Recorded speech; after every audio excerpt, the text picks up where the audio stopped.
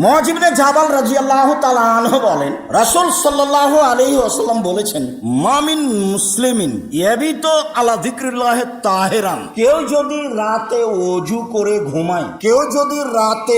করে ঘুমায়, ফায়াতাআরা মিনাল লাইলি, তারপর শেষ রাতে উঠে, ফায়াসআলুল্লাহ খায়রান ইউতিহি ইয়াহু, এরপরে ও যদি আল্লাহকে কিছু বলে, যা বলবে সেটা আল্লাহ শুনে নেবেন, যেটা বলবে আল্লাহ সেটাই শুনে নেবেন। অত্র হাদিসে বোঝা যায় যে আমি যেটা বলবো সেটা আল্লাহ শুনে নেবেন, তার একটা জরুরি কাজ ওযু করে ঘুমাতে হবে, আর শেষ রাতে উঠে কথা বলতে হবে। শেষ রাত বলতে এটাই ধরে নিতে হবে রাতের 3 ভাগের 2 ভাগ পার হওয়ার পরে, মানুষ হিসাব 19-20 যেটাই। জাবের রাদিয়াল্লাহু তাআলা আনহু বলেন, রাসূল সাল্লাল্লাহু আলাইহি ওয়াসাল্লাম বলেছেন, ইন্না ফিল লাইলি লাসা লা ইয়াফিকা রাজুলুন মুসলিম ইসআলুল্লাহ ফিহা খায়রান মিন আমরি দুনিয়া ওয়াল আখিরা ইল্লা আতাহু ইয়াহু, নিশ্চয় রাতে একটা সময় রয়েছে, এই সময়টার মুখামুখি হয় কোন পুরুষ নারী, তারপর ইহকাল অথবা পরকালের কল্যাণ চায়, জান্নাত চাই, জাহান্নাম থেকে বাঁচতে চায়,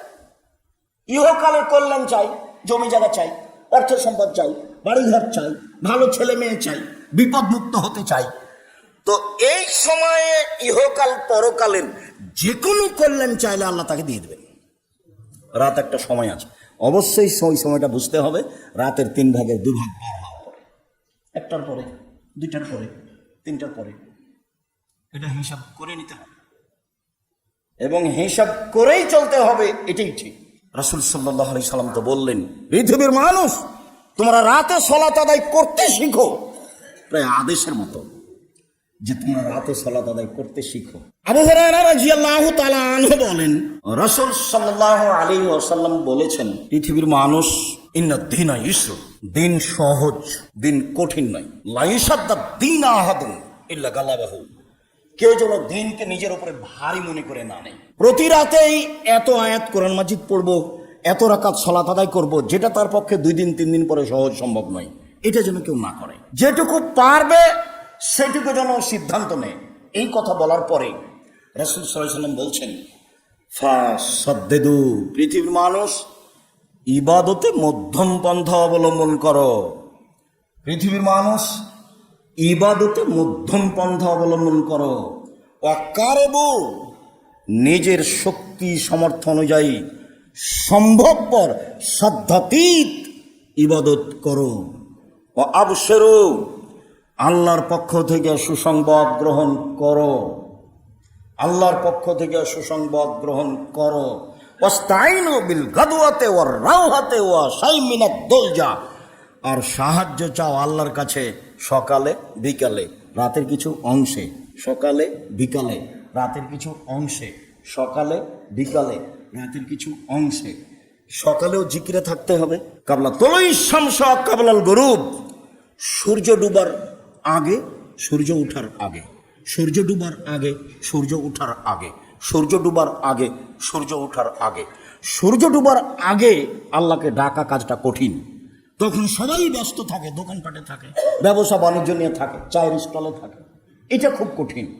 সূর্য ডুবার আগে, সূর্য ওঠার আগে, ফজরের সালাতের পরে, এটা মানুষের জন্য কিছু সহজ। রাসূল সাল্লাল্লাহু আলাইহি ওয়াসাল্লাম বলছেন, আল্লাহর কাছে সাহায্য চাও, কি চাও?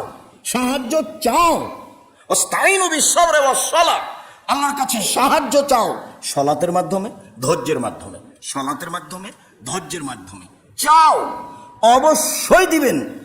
হয় যেটা চেয়েছো সেটাই দিয়ে দিবেন, আর না হলে আর একটা বিপদ আসছিল, তুমি বুঝতে পারোনি, চাওয়ার কারণে ওইটা ঠেকিয়ে দিয়েছে, আর না হয় বিনিময় পরকালে দিয়ে দিবেন। তো এখন যদি নগদ কবুল হয় তাহলে আমি বুঝলাম ঠিক আছে, আর যদি আর একটা বিপদ সরে যায় তাহলে আমি তো বুঝতে পারলাম না, তখন আমি ভাবলাম যে কবুল হয়নি। আর যদি পরকালে দিব বলে রেখে দেন, ঠিক আছে অনেক বলেছো, যেটা তুমি দুনিয়াতে চেয়েছো সেটা তেমন কিছু নয়, বিনিময়ে আমি জান্নাতে দিয়ে দিলাম, তাহলে তোমার নগদ বাকি, আমি তো এটা বুঝবো না। তো রাসূল সাল্লাল্লাহু আলাইহি ওয়াসাল্লাম বলছেন, দেখো আমি তোমার কথা বিফলে রাখবো না, তোমাকে আমি ব্যর্থ করব না, তুমি সাহায্য চাওয়াতে ব্যর্থ নও, হ্যাঁ আমি তখনই দিব, না হয় সমস্যা দূরে করে দেবো, আর না হয় আমি পরে বিনিময় দিয়ে দেবো, বলো, বলতে থাকো, সাহায্য চাও সকালে বিকালে, রাতের অংশে, রাতের অংশে আমাকে আপনাকে কিছু না কিছু আল্লাহর কাছে চাইতেই হবে জরুরিভাবে। আল্লাহ তুমি আমাদেরকে কবুল করো, সেভাবে তৌফিক দান করো যেন ৫ ওয়াক্ত সালাতের সাথে সাথে আমরা রাতেও তোমাকে কিছু বলতে পারি। আল্লাহুম্মা